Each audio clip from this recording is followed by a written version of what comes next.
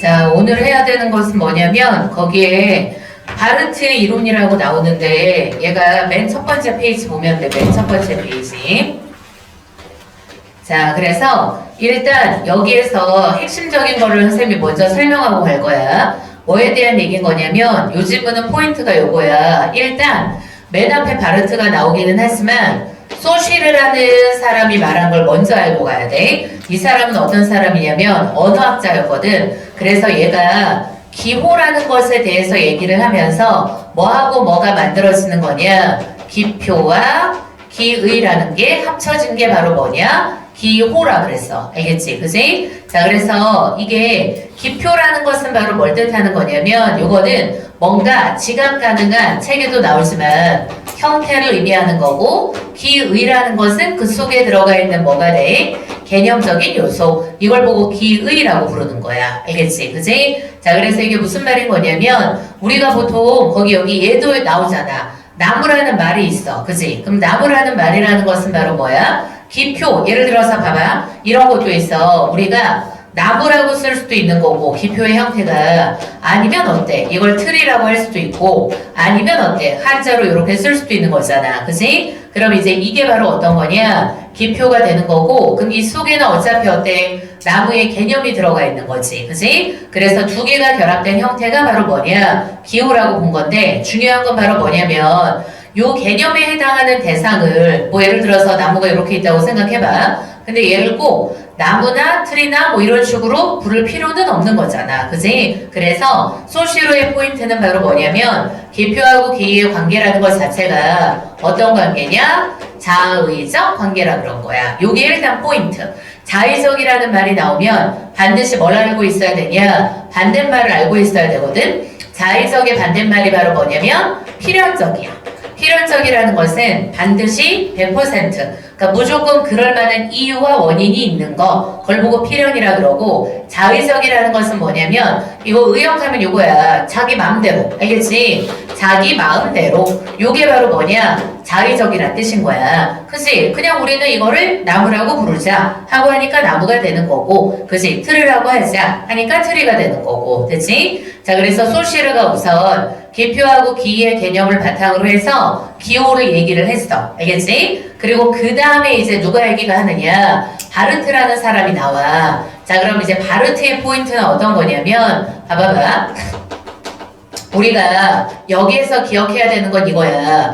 1차 기호라는 게 있고, 그리고 그 다음 무슨 기호가 있냐면 2차 기호 체계라는 게 있어. 알겠지? 그럼 1차 기호 체계라는 것은 뭘 보여주는 거냐? 이것은 그냥 단위랑 의미를 그냥 전달을 해. 그래서 얘는 이게 보다 더 중요한 말은 이거야. 어떤 걸 그대로 있는 그대로 전달하는 게 바로 뭐냐? 1사기호가 되는 거야. 알겠지? 그래서 예를 들어서 뒤에 보면은 사진에 대한 얘기가 나오는데 어떤 흑인이 있다. 그럼 흑인 사진을 찍었어. 그럼 그 사진 그 자체가 바로 뭐냐? 그게 바로 1사기호거든? 근데 중요한 건 뭐냐면 여기에서 바르트가 말하고자 하는 건 2차기호야. 요 2차기호라는 것은 바로 어떤 거냐? 앞에 나와 있었던 1차기호 있잖아. 요 1차기호에다가 여기에다 플러스 뭔가 사회적이고 정치적이고 그리고 어떤 이념적인 의미를 거기다 넣은 거. 그걸 보고 뭐라고 하냐? 2차 기호라고 부르는 거야. 알겠지? 그지? 그래서 뒤에 사진 얘기만 하더라도 그럼 그 흑인 사진을 통해서 있는 그대로 보이는 건 사진 그 자체인데 그 속에 어때? 야, 프랑스라는 나라가 어때? 이런 인종 상관없이 다양성을 포용하는 나라다. 관용의 나라다. 그러니까 이렇게 흑인들도 지금 이렇게 충성을 다하고 있다. 이런 식의 있잖아. 정치적이고 이념적인 메시지가 거기에 추가가 되는 거야. 그게 바로 2차 기호가 되는 거. 알겠지? 근데 포인트는 바로 뭐냐면 이렇게 2차 기호들 있잖아. 현대인들이 수용을 한단 말이야. 근데 이거를 현대인들이 의식적으로 수용하는 게 아니라는 거야. 이 현대인들을 그거를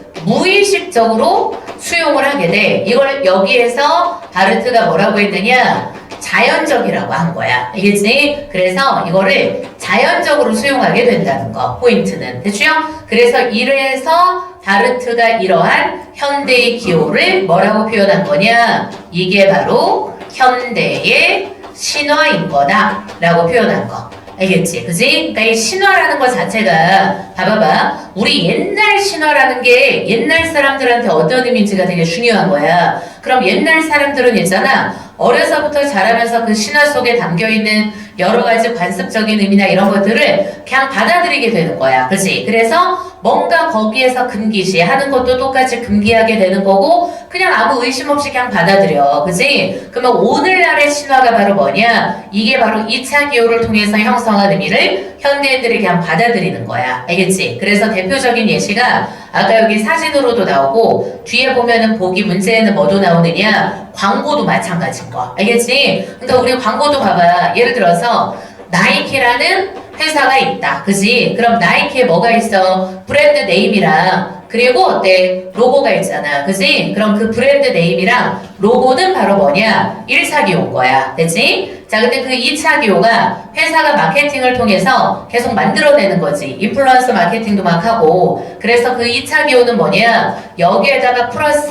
자기네들이 담고 있는 의미를 여기다가 넣는 거야. 그지? 그래서 우리 브랜드의 운동화를 신고 그리고 그러면 뭔가 멋있어 보일 수도 있고 러닝도 잘할 수 있고 막 이런 거 있잖아. 되게 뭔가 거기에다가 제품을 사용했을 때 뭔가 멋있음, 힙함 이런 이미지를 얘네들이 의도적으로 어때? 넣어주는 거야. 근데 대중은 어때? 그럼 마케팅에 지금 휩쓸려서 뭔가 계속 인스타 이런 거 보고 하다 보면 그걸 어때? 자연스럽게 그냥 수용하게 돼버리는 거. 알겠지? 그래서 이거는 되게 굉장히 현대인들의 삶에 많이 깊숙하게 들어가 있다. 그래서 바르트는 뭐라고 하는 거냐면 우리는 이거를 무의식적으로 수용하는 게 아니라 당연히 바르트가 현대인들에게 요구하는 태도라는 것은 당연히 이럴 때 나오는 단어가 뭐야? 비판인 거지. 그지? 그래서 우리는 비판적이고 능동적으로 받아들일 필요가 있다. 알겠지? 그지? 그러니까 사실 우리가 살아가는 모든 것에는 있잖아. 이게 없는 게 없어. 정치적이고 이념적이고 사회적인 메시지라는 거. 알겠지? 그죠? 그래서 어떤 사진 한 장에도 이게 들어가 있을 수 있고 그죠? 광고에도 있을 수 있는 거고 그리고 그 다음 어떤 뉴스에서 헤드라인 이런 거에도 그런 게 있을 수 있는 거고 됐지? 그래서 그게 여기 있다라는 걸 바르트가 얘기하는 거야. 자, 그럼 이제 본문으로 한번 가보자. 잘 봐. 자, 첫 번째 문단 보니까 프랑스의 기호학자이자 문예비평가인 사람 나오죠. 항상 독해할 때 첫 번째 문단에서 사람 나오면 그 사람 생각이 중요한 거야. 그럼 얘네들은 대중매체의 이미지와 텍스트가 단순한 오락이나 소비 대상이 아니라 A가 아니라 B구자지. 그럼 여기서 봐봐봐. 화제로 다 삼는 건 이거야. 대중매체의 이미지나 뭐가 돼? 텍스트가 되는 거. 그러니까 아까 선생님 얘기했었죠? 광고도 그렇고 뉴스도 그렇고 영화도 그렇고 다 들어가는 거야. 그럼 여기 나와 있는 이미지나 텍스트가 있잖아. 텍스트가 단순 오락이나 소비 대상이 아니래. 중요한 건 바로 뭐냐? 여기 밑줄 그어야 돼. 특정한 사회문화적 의미를 담고 있다는 거. 알겠지? 그래서 그런 의미를 담고 있으며 그 수용 과정에서 특정 이념이라는 게 대중에서 이 말이 진짜 중요한 거야. 자연스럽게 받아들여진다. 알겠죠? 그래서 이 자연스럽게라는 말의 의미를 다른 말로 하면 어떤 거냐면 대중은 이것을 무의식적으로 수용하게 된다는 뜻인 거야. 알겠죠? 그죠? 그걸 당연하다고 받아들이게 되는 거고 그냥 자연스럽게 받아들이게 돼. 거기에 대해서 의심을 안 하는 거야. 그치? 그래서 그렇게 받아들여진대. 그럼 이런 현상을 뭐라고 한 거냐? 현대의 신화라고 명명을 했다는 거지. 아까 왜 이거를 신화라고 했는지 알려줬죠? 옛날 사람들한테 신화라는 것 자체가 당연하게 자연스럽게 받아들여진 것처럼 현대인들의 뜻은 대중매체에 나오는 이미지나 텍스트의 의미를 어때? 그냥 자연스럽게 받아들이게 되는 거야. 알겠지? 그지? 그래서 이렇게 명명하고 일상 속 기호에 그럼 봐봐. 이런 것들이 우리 어디에 일상 깊숙이 파고들어 있다는 거야. 그럼 거기에 기호에 숨어 있는 그럼 봐봐봐. 여기에서 말하는 기호라는 의미를 넓게 생각해야 돼. 알겠지? 여기에서 기호는 뭐가 다 들어가는 거냐? 얘랑 다 연결돼. 요렇게. 알겠죠? 텍스트라든가 이미지라든가 이 모든 게 다 뭐로 작용해? 기호로 작용하는 거야. 우리가 알고 있는 막 숫자 이런 것만이 기호가 아니야. 그지? 모든 건 다 기호인 거야. 그럼 그 기호에 숨어 있는 무엇을? 이념과 권력의 작동 방식을 분석하고자 했다. 그래서 이제 앞으로 나오는 건 바로 뭐냐? 요 얘기가 나오는 거야. 이념과 권력의 작동 방식. 그래서 사실 어떤 거냐면 아까 얘기했잖아. 여기에서 주체 포인트가 되게 중요하거든. 봐봐. 다시 한번 정리해주면 대중은 있잖아. 그 의미라는 것을 있지. 무의식적이고 다른 말로는 자연적으로 뭐 하는 거냐? 수용하는 거야. 알겠지? 자, 그리고 그 다음 봐봐봐. 이 대중이 아니라 요 의미를 만들어낸 주체가 있는 거야. 알겠지? 그럼 그 의미를 만들어낸 주체가 어떤 거겠어? 어떤 권력 체계가 될 수도 있는 거고. 알겠지? 그지? 아니면 어떤 정치 체계라든가 뭐 여러 주체들이 있을 수 있는 거잖아. 그럼 얘네들은 있잖아. 그 기호 속에다가 의미를 넣을 때 당연히 어떤 거야?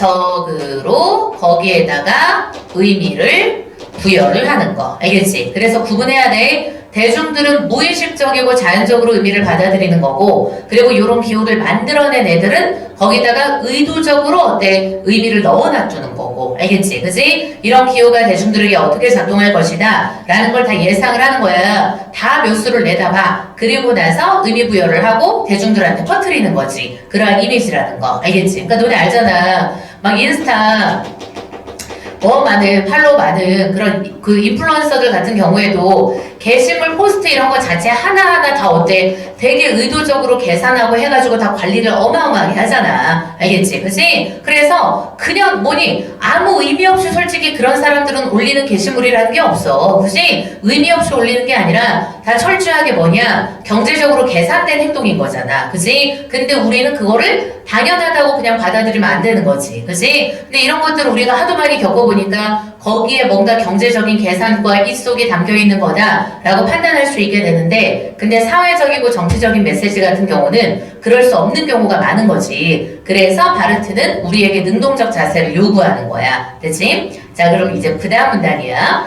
자, 이제 바르트는 있잖아. 소시르의 이론을, 자, 이 사람이 이제 언어학자인데, 이론을 분석 도구로 활용을 해서, 이 사람은, 아까 얘기했죠? 언어를 뭐로 봐? 기호로 봐. 알겠죠? 언어가 기호야. 그래서, 기호라는 것은 바로 뭐냐? 음성이나 문자 등 감각적으로 지각이 가능한 형태를 뭐라고 하냐? 기표라고 한다. 그치? 그래서 여기서부터 여기까지는 바로 뭐가 되는 거야? 기표의 정의가 나와 있죠. 됐죠? 그래서 아까 얘기했지 뭐 나무라는 음성이나 글자, 틀이라는 음성이나 글자 이런 모든 것들을 다 기표라 그래. 그리고 거기에다가 플러스 그걸 가리키는 개념적인 내용, 그럼 그걸 보고 뭐라고 하냐? 기라고 하는 거야. 그래서 기호라는 것은 원래 어때? 요렇게 기표랑 기 두 가지 요소로 형성된다고 누가 한 거냐? 소시르가 분석을 한 거야. 알겠지? 자, 그래서 예를 들어서 하고 말했던 거, 쌤이 말했던 거 여기 예시가 나오죠? 나무라는 말이 있어. 그럼 그 말은 말소리 혹은 문자 형태로 주어지는 뭐가 있는 거냐? 기표가 있는 거고, 그리고 그 기표 속에 뭐가 담겨 있어? 의미, 개념적인 요소가 담겨 있잖아. 그래서 그걸 뭐라고 하냐? 기라 그래. 두 가지가 서로 결합한 거고, 그게 하나의 기호로 작동하는 거야. 그럼 이런 기호 구조에서 중요한 포인트는 이거지. 기표와 기 사이의 관계가 어때? 본질적으로 뭐다? 자의적이다.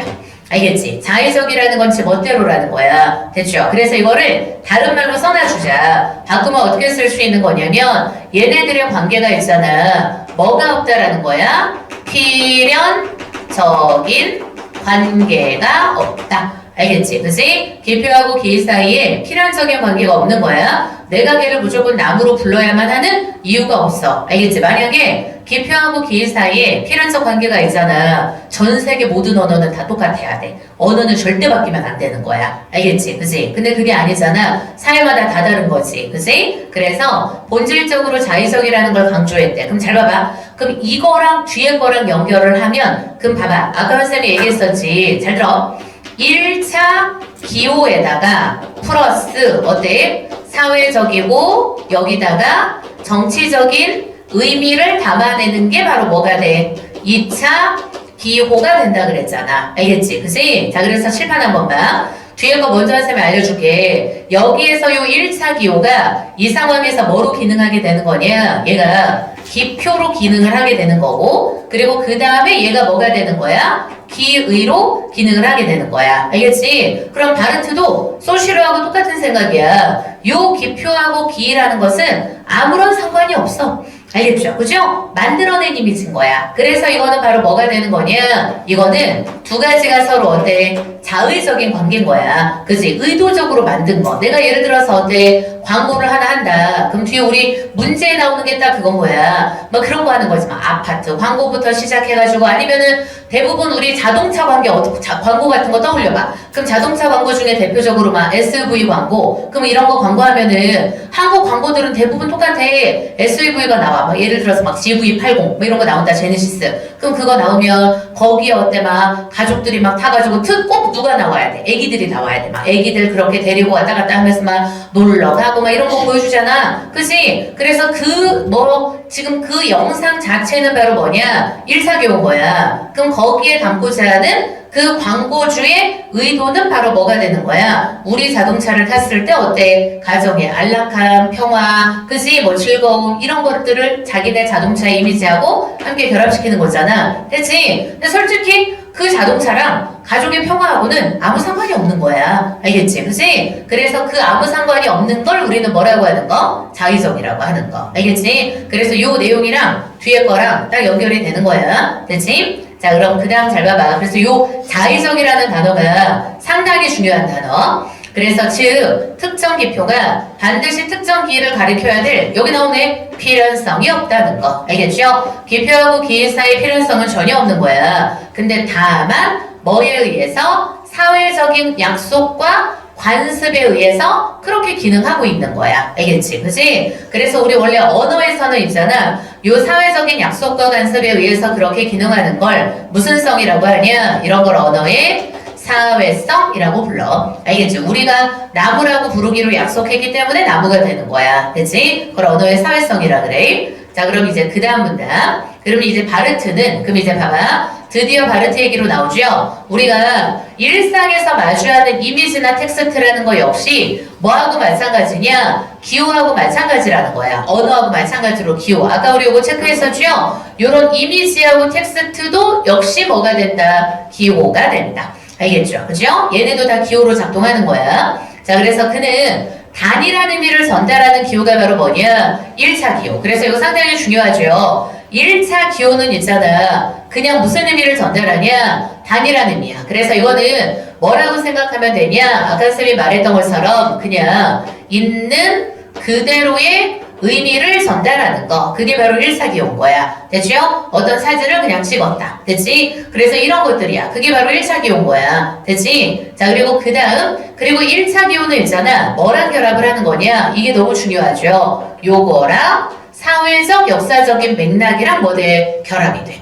알겠지? 사회 역사적인 맥락하고 결합함으로써 또 다른 층위의 의미를 만들어내는 거지. 그래서 이거 연결을 지어. 기존의 기호가, 그럼 잘 봐. 우리 화살표 하자. 여기서 말하는 기존의 기호를 어디로 화살표? 1차 기호로 화살표. 알겠죠? 그죠? 아까 쌤 말했던 거야. 요 1차 기호 체계가 뭐로 작동하는 거냐? 기표로 작동을 하는 거고. 그지? 그래서 나오죠? 하나의 기표로 작동을 하고, 여기에 어때? 새로운 기의. 그럼 봐봐. 새로운 기가 덧붙어. 그럼 그게 바로 어때? 요거랑 연결돼. 사회문화적 맥락과 결합함으로써 또 다른 층위의 의미를 형성하는 거. 그게 바로 뭐가 돼? 2차 기호가 되는 거. 새로운 기가 덧붙는 거. 알겠지? 그치? 그래서 이렇게 새로운 의미를 형성한다는 거야. 그럼 이렇게 형성된 걸 뭐라고 하냐? 2차 기호 체계라고 하고 이것을 뭐라고 불러? 현대의 신화라고 했다. 됐지? 그래서 대표적으로 잘 봐봐. 요즘엔 전쟁 때문에 난리니까 그치? 자, 너네 봐봐. 미국에서 대통령 대선 있었을 때 사진 그거 하나 진짜 어마어마하게 잘 찍힌 사진 기억나지? 트럼프 총 맞아가지고 이렇게 한 거. 그지? 아, 기억 안 나? 트럼프 그때 선거 유세하러 다닐 때 트럼프 있잖아. 총을 맞은 건 아니고 총이 귀 옆으로 이렇게 스치고 지나갔는데 그 순간을 진짜 잘 포착해가지고 사진을 찍었는데 그 사진이 굉장히 뭔가 되게 아우라가 있게 되게 잘 나왔어. 그래서 그때 그 사건이 진짜 트럼프를 있잖아. 완전 강세로 바꿔주는 대표적인 사건인 거야. 알겠지? 그지? 그럼 봐봐. 사진 그 자체가 바로 뭐가 되는 거냐? 1차 기호. 알겠죠? 근데 거기에 어때? 당시에 지금 막 미국 사회 정치적이고 사회적인 이슈부터 시작해가지고 막 이런 여러 가지 의미가 덧붙어서 뭐가 만들어져? 2차 기호 체계가 만들어지는 거야. 알겠지? 그지? 그래서 이런 것들이 바로 뭐냐? 현대의 신화다. 알겠죠? 그래서 현대의 신화는 있잖아. 봐봐.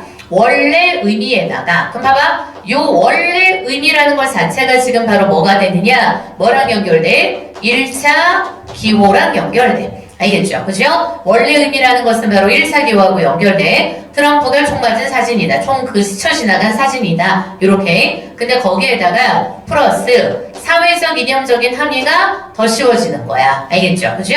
그래서 그렇게 더 쉬워지니까 바로 뭐가 돼? 2차 기호 체계가 되는 거지. 그지? 그래서 그렇게 형성된 건데 봐봐봐. 더 쉬워져에다가 밑줄 거봐. 여기다 우리 체크해보자. 함의가 더 쉬워진 거잖아. 그럼 여기서 더 쉬워졌다라는 걸 다른 말로 하면 뭐라고 할 수 있는 거냐? 이것은 의미가 있잖아. 어떻게 부여가 된 거냐? 의도적으로 부여가 된 거야. 알겠지? 그지? 이거는 누군가가 계속 의미를 부여하고 재생산하면서 있잖아. 막 진짜 파급 효과가 엄청 커지는 거. 아까 말했던 그 사진도 있잖아. 계속 언론에서 막 트럼프한테 친화적인 그런 언론에서 계속 그 사진을 자꾸 내보내. 그럼 뭔가 얘가 뭐처럼 비춰지는 거냐? 야, 이렇게 진짜 총 스쳐나가고 행운의 사나이하고 더불어서 이 사람이 지금 현재 미국의 문제를 해결해 줄 수 있다. 막 이러한 그런 의미까지 거기에 막 더 쉬워지는 거야. 알겠지? 그지? 그래서 그렇게 더 쉬워지면서 사람들한테는 어때? 자연스러운 사실처럼. 이게 너무 중요하지. 자연스러운 사실이 아니거든. 그죠? 근데 그렇게 받아들여지는 거야. 그래서 이걸 뭐라 그래? 현대의 신화라고 부르는 거야. 알겠죠? 우리는 이거를 신화처럼 그냥 받아들여버리는 거. 무의식적이고 아무 어때? 비판적인 자세 없이. 됐지? 자, 그럼 이제 그 다음 그는 여기서 그라는 거는 당연히 바르테를 말하겠죠. 현대의 신화가 단순히 허구를 만들어내는 게 아니라 A가 아니라 B구조지 일정 부분 현실에 기반하기 때문에 그럼 여기 봐봐봐. 일정 부분 현실에 기반해다 주고 그럼 여기서 일정 부분 현실에 기반한다는 게 뭐하고 연결되는 거야? 1차 기호 체계. 알겠죠? 그죠? 그러니까 아까 말씀 얘기했잖아. 트럼프가 유세하다가 선거 유세 다니다가 트럼프한테 지금 총을 쏘았던 사람이 있었고 그리고 그 총이 트럼프 귀를 스쳐 지나갔다. 그럼 그건 사실이거든. 그건 팩트인 거잖아. 그지? 그 팩트가 바로 1차 기호거든. 그래서 일정 부분 현실에 기반하기 때문에 더 어떻게 설득력을 갖게 된다는 거야. 알겠지? 그지? 그래서 뭔가 1차 기호는 현실인 거야. 그러니까 거기에다가 사회적이고 정치적인 의미를 넣으면 뭔가 더 설득력 있게 느껴진다는 거. 그러니까 대중들은 그거를 그냥 받아들이게 되는 거야. 그치? 그럼 현대의 신화는 현실을 특정한 관점에서 선택하고 봐봐 여기 체크해야 돼. 현실을 특정한 관점에서 선택하고 재구성한 의미에다 미출고 그지? 그러면 거기다 미출고 우리 다른 말로 뭐라고 쓸 거야? 의도적인 거 알겠죠?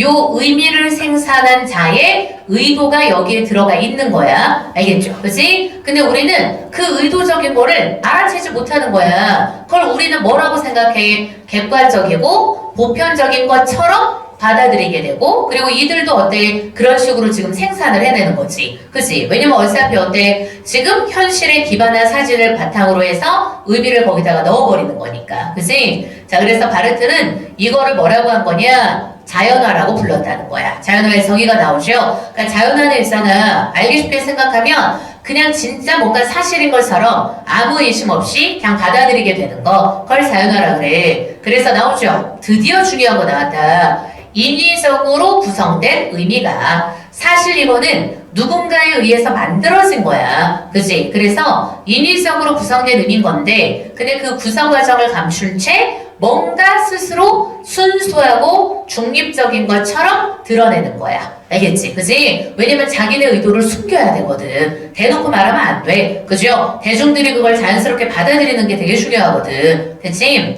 자, 그래서 이때 현대신화는 이념을 더욱 공고히, 우리 공고히 한다는 게 무슨 말이야? 더 강하게 자리 잡는 걸 공고하다 그러잖아? 공고히 해서 수용자가 그것을 사회적 구성물로 1포인트 인식하지 못하도록, 알겠죠? 그죠? 누군가의 의도가 개입됐다는 것을 받아들이지, 알아채지 못하게 만드는 게 포인트인 거야. 됐지? 그리고 그 다음 봐. 전통적인 선전처럼 여기다 세모해놔. 전통적인 선전에다 세모하고, 그리고 뭐하고 대조 표시하면 되냐? 현대의 신화, 요렇게 대조 표시하면 돼. 알겠지? 그럼 선전이 뭐냐면, 우리 봐봐봐. 선전하면 딱 떠오르는 게 뭐냐? 선전보고. 하여튼 그 선전이거든? 그럼 전통적 선전이라는 건 이런 거야. 옛날에 우리 왜 1, 2차 막 세계대전하고 막 이럴 때 보면, 거기에서 가장 대표적으로 막 세계대전, 막 2차 세계대전이나 이런 거 일어났을 때 히틀러 이런 애들이 막 나와가지고 막 뭐 하는 거야. 유세하고 막 이러는 것들이지. 사람들한테 강제적으로 뭐 하는 거야. 이념을 주입해. 가스라이팅 하는 거. 그럼 그런 것들을 막 대놓고 했단 말이야. 알겠지? 그치? 그래서 그런 애들은 있잖아. 강제적으로 이념을 주입한 거야. 그래서 여기다 강제적에다 세모 표시하면 돼. 됐죠? 근데 아까 뭐라 그랬어? 요 현대신화는 강제가 아니야. 이거 그냥 어떻게 되는 거야? 자연스럽게 받아들이게 되는 거야. 알겠죠? 우리 봐봐. 누군가가 강제하잖아. 그러면 뭔가 저항하는 애들이 자연스럽게 또 생겨나. 근데 이런 식으로 현대의 신화는 있잖아. 되게 교묘하게 자연스럽게 사람들의 마음에 파고드는 거야. 그러니까 사람들은 더 뭐하지 않게 돼? 저항하지 않게 되는 거지. 그지? 그래서 이렇게 지금 일상기호를 통해서 은밀하면서도 더욱 효과적으로, 그러니까 전통적인 선전보다 현대신화가 더 효과적인 거야. 알겠지? 사람들한테 은밀하게 파고들었기 때문에. 그치? 자, 그럼 이제 그 다음 A 세로 줄이 바로 뭐냐? 이걸 설명하기 위한 예시인 거야. 그럼 바르트는 프랑스의 한 잡지 표지를 예로 들었어. 그럼 이거는 바르트가 든 예시죠? 그럼 여기에 뭐가 있느냐? 우리 체크해보자. 여기서부터 여기까지 괄호하면 돼. 프랑스 국기를 향해서 거수경례를 하는 흑인 군인의 사진이 있어. 그럼 여기에다가 우리 뭐라고 쓰면 돼? 얘가 바로 1차 기호 체계가 되는 거야. 알겠지? 1차 기호 체계는 그냥 뭘 전달해? 팩트를 전달해. 이건 팩트야. 알겠죠? 1차 기호는 팩트를 전달하는 거야. 그러면 이 지금 기호 전체가 2차 기호에서는 있잖아. 그럼 봐봐봐. 요게 아까 선생님 말했던 거죠? 1차 기호가 뭐가 된다? 기표로 작동한다. 알겠지? 그러면 요 기표에다가 플러스 어떤 의미를 넣는 거냐? 요거야. 프랑스는 인종차별 없는 관대한 국가라는 기의가 덧붙는다는 거. 알겠지? 그치? 그럼 요게 바로 뭐가 돼? 우리 옆에다가 이렇게 써야죠. 인종차별 없는 관대한 국가라는 기의라는 것 자체가 바로 뭐가 돼? 사회적이고 뭐 정치적이라고 해도 되고 아니면 어때? 이념적인 의미가 돼. 그리고 이거는 다 어떤 거야? 의도적인 메시지인 거야. 알겠지? 그지? 그런 걸 거기다가 더 씌워버리는 거. 의도적으로. 됐죠? 그럼 이 사진이 막 퍼지면서 어때? 아, 프랑스는 이런 나라구나. 사람들이 어때? 자연스럽게 받아들이게 된다는 거지. 그지? 그래서 이게 덧붙어. 그리고 아까 선생님이 얘기했었죠? 여기에서 중요한 포인트. 요 사진이랑 프랑스라는 나라의 그런 성격은 아무런 관련이 없어. 그럼 얘네들은 서로 무슨 관련이야? 자의적 관계라고 해야 되는 거. 알겠죠? 그죠? 우리 기표하고 기이라는 것은 뭐라 그랬어? 자의적이라 그랬죠? 그지? 자, 그래서 이건 아무런 관련이 없는 거야, 사실. 됐죠? 자, 그럼 이렇게 해서 덧붙어. 그럼 이렇게 표시 이미지라는 것은 프랑스의 다문화 포용성. 그럼 봐봐봐. 여기서부터 또 가로에 다문화 포용성부터 시작해서 정의로움까지. 알겠지? 그지? 그럼 괄호에서 얘 또 뭐하고 연결돼? 요거죠. 사회적이고 정치적이고 이념적 의미가 거기에 담겨 있는 거야. 그지? 자, 그래서 이런 걸 암묵적으로 우리 봐봐봐. 여기서 무슨 단어 썼어? 암묵적이라는 단어 썼잖아. 암묵적의 반대말이 바로 뭐냐? 명시적이야. 암묵적의 반대말이 명시적이야. 명시적이라는 것은 뭐냐? 대놓고 하는 거. 근데 우리 아까 전통적으로 선전하는 거는 대놓고 하는 거잖아. 근데 현대의 신화는 어때? 암묵적인 거지. 그렇게 전달하는 신화가 돼. 그래서 나오죠. 정교한 연출, 반복적인 노출. 그럼 봐봐봐. 정교한 연출을 했고 반복적인 노출을 하는 거야. 그래서 여기서부터 여기까지. 그럼 봐봐. 이거 어차피 어떤 거야? 다 의도가 개입돼 있는 거야. 이미지를 만들어내고 생산하고 막 재생산하고 노출하는 사람의 의도가 다 개입이 돼 있는 거야. 알겠지? 그지? 그래서 이런 것들은 근데 독자는 어때? 당연하다는 사실처럼 뭐 되는 거야? 수용되는 거야. 됐죠? 자, 그래서 칠판말. 잘 들어. 자, 우리 뒤에 보면 문제에 요 A를 비판하는 문제가 나온단 말이야. 알겠지? 그래서 A에서 있잖아. 바르트가 전제로 깔고 있는 게 있어. 그래서 거기다 쓸 거야. 이 바르트라는 애는 밑바탕에다가 뭘 까는 거냐. 이 독자들은 있잖아. 우리 독자라고 해도 되고 아니면 다른 말로 뭐라고 해도 돼? 대중이라고 해도 돼. 알겠지? 그치? 자, 그래서 대중들은 있잖아. 이렇게 지금 1차 기호 체계에 뭐해진? 덧씌워진 의미를 그냥 어때? 있는 그대로 수용하는 사람이다 라고 전제로 깔고 있는 거야. 알겠지? 그치? 바르트가 깔고 있는 전제는 이거야. 독자들은 있는 그대로 그걸 받아들이게 된다. 됐죠? 자, 근데 뒤에 보기 있는 문제에선 어떤 거냐면 아니야. 사람들은 다양해. 있는 그대로 받아들이는 애도 있지만 일부는 받아들이고 일부는 안 받아들이는 애들도 있고 아니면 아예 안 받아들이는 애들도 있어. 알겠지? 그치? 그래서 우리는 모든 독자가, 모든 대중이 이걸 있는 그대로 받아들인다고 당연시 하면 안 돼. 라고 바르트를 비판할 수 있는 거야. 알겠죠? 그죠? 그래서 바르트는 너무 대중을 어떻다? 병신같이 봤다. 알겠지? 일종의. 그지? 바르트는 너무 대중을 병신처럼 봤다. 됐지? 자, 이제 그 다음. 바르트는 대중물체를 통해서 현대 신화가 사람들에게 나오죠. 무비판적으로 수용되는 구조에 지금 주목했다는 거. 사람들이 지금 있잖아. 이걸 그냥 당연하게 받아들인다는 거야. 대중매체나 문화산업은 나오죠? 대중매체나 문화산업이라는 것은 뭐하지 않아? 중립적이지 않다는 거. 걔네들은 다 의도가 있는 거야. 지들이 전하고자 하는 메시지가 다 있는 거. 알겠지? 중립적이지 않으면 뭔가 특정 이념을 자연스럽게 재생산하는 장치가 될 수 있다고 강조했다는 거야. 그래서 따라서 대중은 어떤 이미지나 텍스트를 해석할 때마다 그러니까 우리가 필요한 대중의 자세가 있는 거야. 2차 기호 체계가 작동하고 있으면 우리는 인지하고 이것을 어때? 비판적으로 받아들이는 태도가 필요하다. 알겠지? 그래서 이게 바로 어때? 바르트가 얘기하는 대중에게 요구되는 자세가 되는 거야. 알겠죠? 됐지? 자, 이제 그 다음 4페이지입니다. 자, 그래서 이런 것들이 이런 비판적 자세가 필수적이라고 했고 자, 그래서 일상에서 접하는 광고, 기사, 다야 다. 대중매체에서 우리가 나오는 거 다. 영화, 포스터, 모든 문화 콘텐츠는 있잖아. 당연히 뭐가 담겨 있는 거야? 여기 나오죠? 1차 의미만 있는 게 아니야. 플러스 당연히 뭐도 있어? 사회적, 이념적인 함의까지 다 있는 거야. 알겠지? 그지? 그러니까 우리 봐봐봐. 드라마만 하더라도 봐봐. 여기에 사회적이고 이념적인 함이라는 게 뭐의 줄임말이냐? 함축적 의미의 줄임말이거든? 그러니까 요즘 드라마랑 옛날 드라마랑 비교해보면은 다른 거 딱 느껴지지. 가장 대표적으로 미드 같은 거. 그치? 우리 옛날에는 있잖아. 대부분 어때? 미드 같은 데서 시대극을 하잖아. 그럼 시대극에서 주인공은 어차피 다 누구야? 다 백인이야, 무조건. 알겠지? 그치? 근데 요즘에는 어때? 뭐 브리저튼 같은 거 시대극 보면은 어때? 백인들만 주인공으로 안 나오잖아. 그치?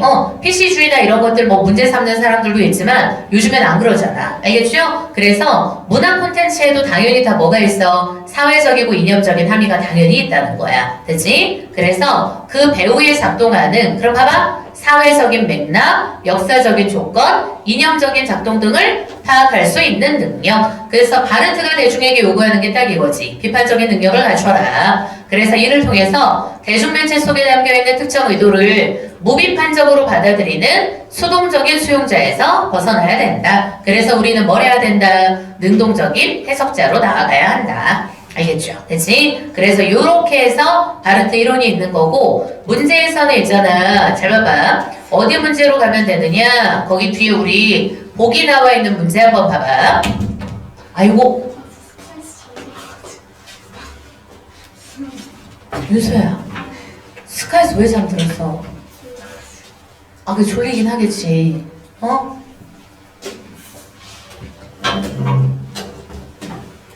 왜 안 오고 있나 했네. 자, 우리 어디 보냐면 요거 4번 거기에 4번 문제 한번 봐. 바르트 관점에서 뭐라 그랬냐? 보기한 것으로 적절한 걸 보라 그랬잖아. 그치? 자, 그래서 얘가 건설회사의 아파트 광고란 말이야. 그죠? 자, 그럼 여기에 지금 딱 봐봐. 광고 포스터가 이렇게 있어. 그지? 자, 그래서 어디까지 괄호하면 끊으면 되느냐. 여기에 보니까 여기까지 한번 볼까? 알겠죠? 됐죠? 여기까지 한번 끊어. 그럼 여기에서는 지금 뭐가 나타나? 요게 지금 일종의 대중매체 통해서 전달하는 뭐가 되는 거야? 이미지가 되는 거야. 그지? 광고 포스터죠. 그지? 그리고 얘가 우리 바르트에 따르면 하나의 뭐가 돼? 기호가 되는 거. 알겠죠? 그럼 여기까지가 바로 무슨 기호냐? 얘가 바로 1차 기호라고 할 수 있어. 그치? 요게 바로 1차 기호야. 그죠? 근데 사실 여기에는 광고주의 의도가 숨어 있는 거야. 무슨 의도가 숨어 있는 거냐? 요거. 이렇게 지금 들어가면 성공과 안락함이 자연스럽게 보장받는 듯한 느낌. 그리고 플러스 어때? 소비자 입장에서도 어떠니? 여기만 가면 어때? 뭔가 생활 수준이 확실히 한 단계 올라갈 것 같은 기대감. 알겠죠? 그치? 그래서 칠판방. 그럼 요게 바로 뭐가 되는 거냐? 이게 일종의 여기에 담겨있는 사회적이고 그리고 문화적인 의미가 되는 거. 그러니까 사실 광고주의 의도죠. 그지? 그래서 칠판방. 그래서 요렇게 해서 뭐가 만들어져? 2차 기호가 만들어진다는 뜻인 거야. 알겠지? 그지? 그러니까 우리 광고 보면은 계속 혹하는 게 딱 이런 거 많잖아. 알겠죠? 그죠? 자, 그래서 그 다음 봐. 그럼 이거 바탕으로 해서 어때? 적절한 걸 고르라고 했으니까 문제는 쉬워. 그지? 일단 1번. 딱 봐도 어디가 틀렸어? 요거. 순수하면서 중립적. 말도 안 되죠. 그치? 그리고 그 다음 2번. 의미 직접적으로 노출 X. 아까 분명히 얘기했죠? 암묵적이라고. 알겠지? 얘네들은 자기의 의도를 있잖아. 명시적으로 드러내는 게 아니라 암묵적으로 드러내. 그래서 2번 틀렸죠. 자, 그리고 3번. 외형적 조건을 강조한 것은 여기 틀렸죠? 배제 X. 객관도 아니죠. 그지? 다 담겨 있으니까. 그지? 자, 그리고 그 다음에 기대감 가진 것. 능동적 아니죠? 그지? 당연히 무비판적으로 받아들인 거. 그지? 그러니까 몇 번? 5번 정답 하면 돼. 알겠죠? 그죠? 그래서 있는 그대로 받아들이면 있잖아. 되게 위험한 거야. 그지? 자, 그리고 그 다음, 아까 쌤이 말했던 게 요거야. 보기 관점에서 A를 비판하라 그랬거든. 그럼 이제 홀의 관점이라는 것은 뭐냐면, 얘는 있잖아. 메시지가 여기 첫 번째 문장에다가 출거가 수용자에 의해서 동일하게 해석되지 않을 수 있다는 게 포인트인 거야. 알겠지? 왜냐면 사람마다 다 다르다. 그지? 동일하지 않다. 그래서 나오지 뭔가 수용자의 사회문화적 배경이라든가 경험에 따라서 있잖아. 다 다르게 해석해. 그래서 방식이 뭐냐면 세 가지야. 우세적인 것도 있고 협상적인 것도 있고 대립적인 것도 있고야. 그치? 그래서 홀이 말하고자 하는 건 요거죠. 이런 애들이 있잖아. 능동적으로 해석을 하기 때문에 대중은 어때? 메시지를 비판적으로 수용할 수 있다. 됐죠? 그럼 봐봐봐. 지금 홀은 대중이 비판적이라는 걸 전제로 깔고 있어. 하지만 바르트는 어때? 대중이 기본적으로 어떠니 비판적이지 않다라고 깔고 있는 거잖아. 그죠? 그래서 보기 관점에서 누구를 비판하라고 한 거냐? 지금 바르트를 비판하라고 한 거야. 그러니까 얘가 정답이 몇 번이 나오는 거냐? 얘가 1번이 정답이 나오죠. 나오나? 1번이었나? 한번 읽어볼까?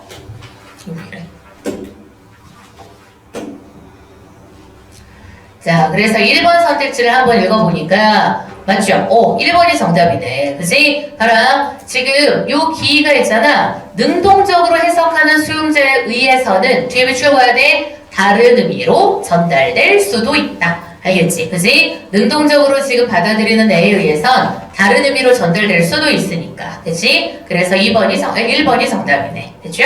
자, 그래서 이렇게 해서 바르트 이론까지 살펴본 거고, 아까 1차 체계하고 2차 체계 구분하는 거랑 뒤에 거 연결하는 것만 하면 헷갈릴 건 없어요. 자, 이제 다음 지문으로 갈 겁니다.